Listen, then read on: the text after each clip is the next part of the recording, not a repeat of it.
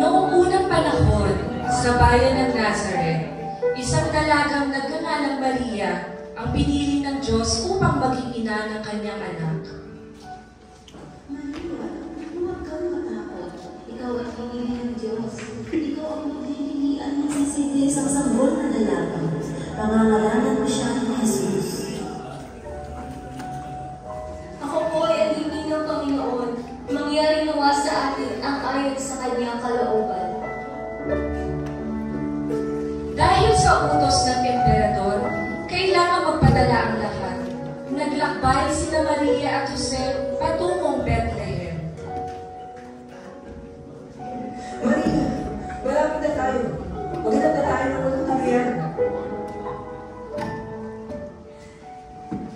Pasensya na po, pero puno na ang lahat ng silid. Ngunit may sabsaban sa likod kung nais niyong doon muna tumuloy. Maraming salamat po. Doon na lamang kami. Sa gabing tahimik, isinilang ni Maria ang sanggol. Inilagay nila ito sa isang sabsaban. Siya ang Mesiyas, ang tagapagligtas ng sanlibutan.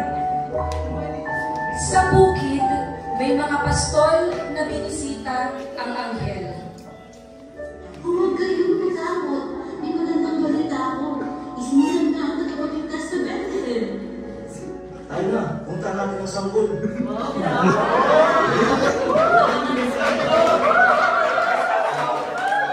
Mula sa silangan, dumating ang tatlong pantas na sinundan ang tala.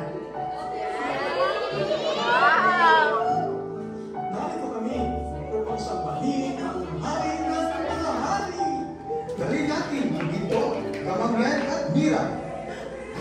Purihin ang Diyos sa pagsinaw ng kanyang anak. At sa gabing iyon, nagsimula ang liwanag ng pag-asa. Isinilang ang Mesiyas upang iligtas ang sangkatauhan.